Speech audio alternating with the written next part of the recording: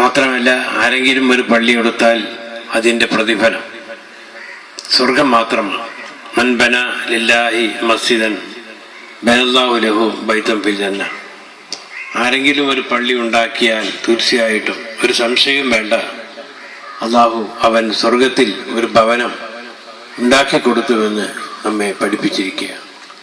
അതുപോലെ തന്നെ അള്ളാഹു ഈ ലോകത്ത് വെച്ച് ഏറ്റവും ഇഷ്ടപ്പെടുന്ന സ്ഥലം അഹബ്ബുൽ ബിലാദി ഇലല്ലാഹി മസാജിദുഹ, ഇവിടെയുള്ള പള്ളികളെയാണ് ലോകയന്താവായ അള്ളാഹു സുബ്ഹാനഹു തആല ഇഷ്ടപ്പെടുന്നത് എന്ന് പറയുമ്പോൾ നമുക്കെല്ലാവർക്കും ആ പള്ളികളെ ഇഷ്ടപ്പെടാൻ ബാധ്യസ്ഥരാണ്, കടമപ്പെട്ടവരാണ്. അള്ളാഹു ഇഷ്ടപ്പെട്ട ഏതൊരു പ്രവർത്തനത്തെയും ഇഷ്ടപ്പെട്ടാൽ അള്ളാഹുവിൻ്റെ ഇഷ്ടം, അള്ളാഹുവിൻ്റെ പൊരുത്തം തീർച്ചയായിട്ടും നമുക്കുണ്ടാകുമെന്ന് വിശ്വസിക്കുന്ന ആളുകളാണ്. മറിച്ച് അള്ളാഹു ഇഷ്ടപ്പെടുന്ന ഒരു കാര്യത്തെ വെറുക്കുകയാണെങ്കിൽ അള്ളാഹുവിൻ്റെ വെറുപ്പും നമുക്കുണ്ടായിത്തീരുമെന്ന് നാം മനസ്സിലാക്കേണ്ടതുണ്ട്. അള്ളാഹുവിൻ്റെ അമ്പിയാക്കൾ ആദം നബി അലൈഹിസ്സലാം മുതൽ അസ്റഫുൽ ഹഖ് റസൂലുള്ളാഹി സ്വല്ലല്ലാഹു അലൈഹി വസല്ലം തങ്ങൾ വരെയുള്ള എല്ലാ പ്രവാചകന്മാരും ഇവിടെ വന്നുകൊണ്ട് പള്ളികൾ ഉണ്ടാക്കിയിട്ടുണ്ട്. അതുപോലെ തന്നെ അന്ത്യപ്രവാചകരായ റസൂൽ സ്വല്ലല്ലാഹു അലൈഹി വസല്ലം തങ്ങൾ മദീനയിൽ ഉണ്ടാക്കിയ ആ പള്ളി, അവിടെ അതിന് ചെരുവിൽ ഒരു ദർസ് ആരംഭിക്കുകയുണ്ടായി. അപ്പോൾ പള്ളിയും ദീനീ വിജ്ഞാനവും ഇൽമും തമ്മിൽ അഭേദ്യമായ ബന്ധമുണ്ട് എന്നാണ് റസൂലുള്ളാഹി സ്വല്ലല്ലാഹു അലൈഹി വസല്ലം തങ്ങൾ നമ്മെ പഠിപ്പിക്കുന്നത്. എന്തിനു വേണ്ടിയാണ് പള്ളി? ആ പള്ളിയിൽ എങ്ങനെ നാം കയറി ചെല്ലണം? തീർച്ചയായിട്ടും വളരെ അതബോടുകൂടി മര്യാദയോടുകൂടി വലത്തേക്കാട് എടുത്തു വെച്ചുകൊണ്ട് പ്രാർത്ഥിച്ചുകൊണ്ടായിരിക്കണം പള്ളിയിൽ പ്രവേശിക്കേണ്ടത്. നവൈത്തുൽ ഇത്തിക്കാഫ എന്ന് പറഞ്ഞുകൊണ്ട് ഇത്തിക്കാഫിൻ്റെ നിയത്ത് വെക്കുക. അതേപോലെ തന്നെ 2 റക്അത്ത് തഹിയ്യത്ത് നമസ്കരിക്കുക. പിന്നെ മറ്റ് ചില കാര്യങ്ങളും ഖുർആൻ പോലെയുള്ള കാര്യങ്ങൾ, അങ്ങനെയുള്ള ദിക്റുകളുമായി കൊണ്ട് ബന്ധപ്പെടും. അതുപോലെ തന്നെ ഇൽമും പള്ളിയും വളരെയധികം ബന്ധപ്പെട്ടതാണ്. നിസ്കാരം എങ്ങനെ നിസ്കരിക്കണം, അതിൻ്റെ ഫർദ്, അത് ബാത്തിലാകുന്ന കാര്യം, അതിൻ്റെ ഷർത്ത്, ഇതൊക്കെ പഠിക്കാതെ നമസ്കാരം ശരിയാവുകയില്ല. ഇന്ന സ്വലാത്ത് തൻഹ അനിൽ ഫാഷായി വൽ മുൻകർ. നിസ്കാരം തീർച്ചയായിട്ടും മനുഷ്യനെ എല്ലാ നീച നികൃഷ്ടമായ കാര്യങ്ങളിൽ നിന്നും മനുഷ്യനെ പിന്തിരിപ്പിക്കുന്ന അമലാണ് നമസ്കാരം. അപ്പോൾ എന്ത് തന്നെ ജോലിയിൽ തിരക്കുണ്ടെങ്കിലും അവൻ ഒരിക്കലും തന്നെ നമസ്കാരം പാഴാക്കാൻ പാടില്ല. നമസ്കരിക്കാത്തവന് വളരെയധികം ശിക്ഷ എന്ന് പറയുമ്പോൾ അതിന് ശിക്ഷ അറിഞ്ഞാൽ ആരും തന്നെ നമസ്കാരം ഉപേക്ഷിക്കുകയില്ല എന്ന് നമുക്ക് മനസ്സിലാക്കാൻ സാധിക്കുന്നു. അത്രയും ഗൗരവമേറിയ ഒന്നാണ് നമസ്കാരമെന്ന് നാം മനസ്സിലാക്കേണ്ടതുണ്ട്. അപ്പോൾ ആ പള്ളിയിൽ പോയി നമസ്കരിക്കുക. അതിൻ്റെ അയൽവാസിയാണെങ്കിൽ പള്ളിയിൽ പോയി ജമാഅത്ത് ആയിക്കൊണ്ട് നമസ്കരിക്കണം, കടമയാണ്. അങ്ങനെ പല കാര്യങ്ങളും പള്ളിയുമായി ബന്ധപ്പെട്ട ധാരാളം പ്രവർത്തനങ്ങളുണ്ട്.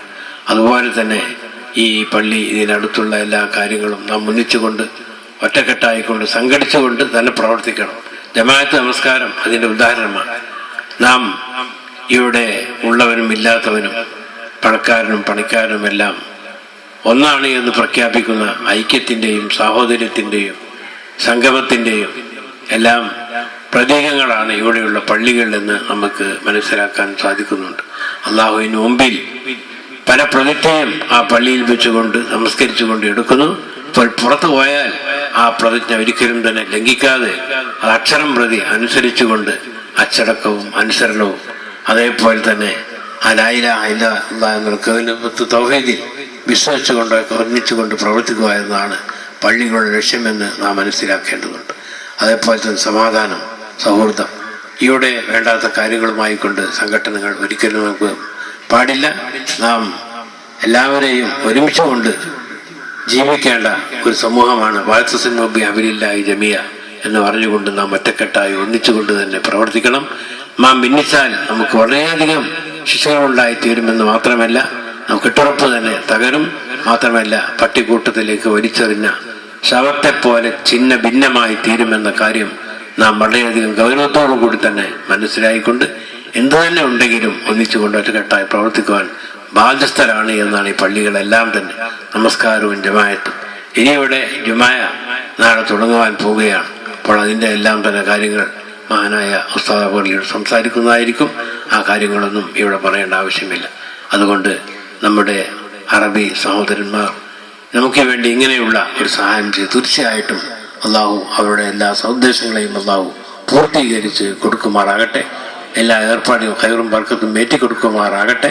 അതേപോലെ തന്നെ ഇവിടെ പല ആളുകളും അവരുടെ എല്ലാവരുടെയും പേര് ഞാൻ പറയുന്നില്ല. അവസാനമായി നമ്മുടെ ഇവർ പറഞ്ഞ അസീസാജി, അദ്ദേഹത്തിൻ്റെ ഭാര്യയും അവരുമെല്ലാം തന്നെ അദ്ദേഹത്തിൻ്റെ പരലോകത്തിന് വേണ്ടിയും കുറച്ച് സ്ഥലം ഇവിടെ നൽകിയിട്ടുണ്ട്. അപ്പോൾ മരണപ്പെട്ട എല്ലാവരുടെയും അള്ളാഹു അവർക്ക് മർഹമത്തും മാഗ്ഫിറത്തും നൽകുമാറാകട്ടെ. അവരെയും നമ്മയും അള്ളാഹു ജന്നാത്തുൽ ഫിർദൗസിൽ സ്വർഗത്തിൽ ഒരുമിച്ച് കൂട്ടിത്തരുമാറാകട്ടെ എന്ന് മാത്രം ഈ സന്ദർഭത്തിൽ ഞാൻ പ്രാർത്ഥിക്കുകയാണ്. അതേപോലെ തന്നെ ഈ പള്ളി തീർച്ചയായിട്ടും നമസ്കാരം നമ്മുടെ ഇബാദത്തിന് വേണ്ടിയാണ് അള്ളാഹു ലോകത്തിലേക്ക് അയച്ചത്. നമസ്കാരം, സക്കാത്ത്, ഹജ്ജ്, ഇങ്ങനെയുള്ള ധാരാളം കാര്യങ്ങൾ, അതേപോലെ തന്നെ ജീവകാരുണ്യ പ്രവർത്തനങ്ങൾ, രോഗ ശുശ്രൂഷ, ഇങ്ങനെ ധാരാളം കാര്യങ്ങൾ നാം ഇവിടെ പ്രവർത്തിക്കേണ്ടതുണ്ട്. നാം ഒന്നിച്ചുകൊണ്ട് നമ്മുടെ കാരണവന്മാരും യുവ സുഹൃത്തുക്കളും എല്ലാം ഒറ്റക്കെട്ടായി പ്രവർത്തിച്ചുകൊണ്ട് അള്ളാഹുവിൻ്റെ ദീനിന് വേണ്ടി, അള്ളാഹുവിൻ്റെ ആ പരിശുദ്ധമായ ഇസ്ലാമിന് വേണ്ടി ഒന്നിച്ചുകൊണ്ട് പ്രവർത്തിച്ചാൽ അത് വലിയ കാര്യമായിരിക്കുമ്പോൾ മാത്രമായിരിക്കും നമുക്ക് നാളെ നമുക്കതിൻ്റെ പ്രതിഫലം ഉണ്ടാവുക എന്ന് നാം മനസ്സിലാക്കേണ്ടതുണ്ട്. ഇങ്ങനെയുള്ള ഈ കാര്യങ്ങൾക്ക് വേണ്ടി മനസ്സാ വാച കർമ്മണ പ്രവർത്തിച്ച എല്ലാവർക്കും അതിൻ്റെ അർഹമായ പ്രതിഫലത്തെ അള്ളാഹു നൽകുമാറാകട്ടെ എന്ന് മാത്രം പറഞ്ഞുകൊണ്ട് ബിസ്മില്ലാഹിർ റഹ്മാനിർ റഹീം എന്ന വാക്ക് ഉച്ചരിച്ചുകൊണ്ട് ഈ മഹത്തായ പരിപാടിയുടെ ഔപചാരികമായ ഉദ്ഘാടനക്രമം ഞാൻ ചെയ്തുകൊണ്ട് അലാ ബിദിക്രില്ലാഹി തത്മഇന്നുൽ ഖുലൂബ്, അള്ളാഹുവിനെ ഓർക്കുക, അള്ളാഹുവിൻ്റെ ദിക്ർ, അത് മാത്രമാണ് നമുക്ക് സമാധാനം ഉണ്ടാക്കി തീർക്കുന്നത്. അതാണ് ദിക്ർ എന്ന് പറഞ്ഞാൽ. നമസ്കാരവും അതുപോലെ തന്നെ മറ്റ് ഇബാദത്തുകളും ഇതെല്ലാം പ്രാർത്ഥനയും. ഈ പ്രാർത്ഥനയിൽ ഒന്നിച്ചുകൊണ്ട് പ്രവർത്തിക്കുക അള്ളാഹു തൗഫീഖ് നൽകുമാറാകട്ടെ. അസ്സലാമു അലൈക്കും വറഹ്മത്തുള്ളാഹി. ബിസ്മില്ലാഹിർ റഹ്മാനിർ റഹീം. വൈജ്ഞാനിക വിപ്ലവങ്ങളുടെ വൈവിധ്യമാർന്ന സ്വരങ്ങളുടെ ചിത്രങ്ങളായി നാടിന്റെ ഗ്രാമഭാഗങ്ങളെ പ്രകാശപൂരിതമാക്കുന്ന മഹിതമായ വിദ്യാർത്ഥി കൂട്ടായ്മ SKSSF.